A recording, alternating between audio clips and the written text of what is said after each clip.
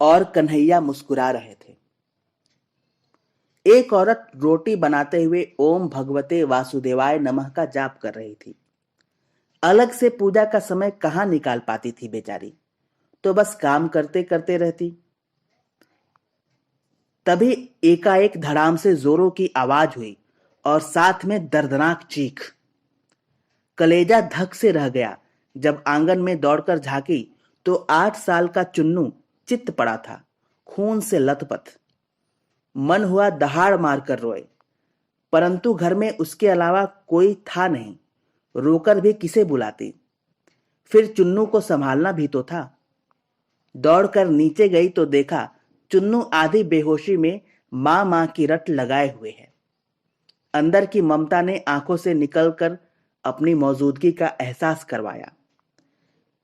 फिर 10 दिन पहले करवाए अपेंडिक्स के ऑपरेशन के बावजूद न जाने कहां से इतनी शक्ति आ गई कि चुन्नू को गोद में उठाकर पड़ोस के नर्सिंग होम की ओर दौड़ी। रास्ते भर भगवान को जी भरकर कोसती रही, बड़बड़ाती रही, हे कन्हैया, क्या बिगाड़ा था मैंने तुम्हारा जो मेरे ही बच्चे को। खैर, डॉक्टर साहब मिल गए और समय पर इलाज होने पर चुन्नू बिल्कुल ठीक हो गया। चोटें गहरी नहीं थीं, ऊपरी थीं, तो कोई खास परेशानी नहीं हुई।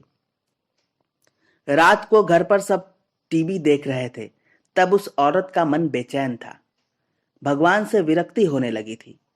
एक मां की ममता प्रभुसत्ता को चुनौती दे रही थी। उसके दिमाग में दिन की सारी घटना चलचित्र की तरह चलने लगी। कैसे चुन्नू आंगन में गिरा कि एकाएक उसकी आत्मा सिहर उठी।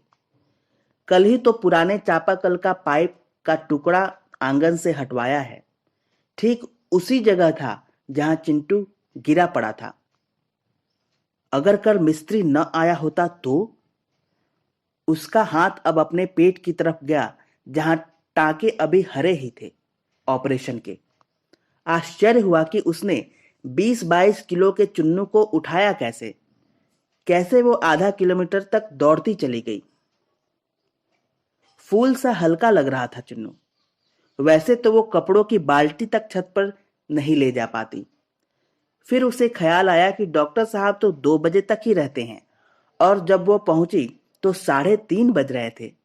उसके जाते ही तुरंत इलाज हुआ, मानो किसी ने उन्हें रोक रखा था। उसका सर प्रभु के चरणों में श्रद्धा से झुक गया। अब वो सारा खेल समझ चुकी थी। मन ही मन प्रभु से अपने शब्दों के लिए क्षमा मांगी। तभी टीवी पर ध्यान गया तो प्रवचन आ रहा था। प्रभु कहते हैं, मैं तुम्हारे आने वाले संकट रोक नहीं सकता, लेकिन तुम्हें इतनी शक्ति दे सकता हूं कि तुम आसानी से उन्हें पार कर सको। तुम्हारी राह आसान कर सकता हूं। बस धर्म के मार्ग पर चलते रहो। उस औरत ने घर के मंदिर में झांक कर देखा और कन्हैया मुस्कुरा रहे थे।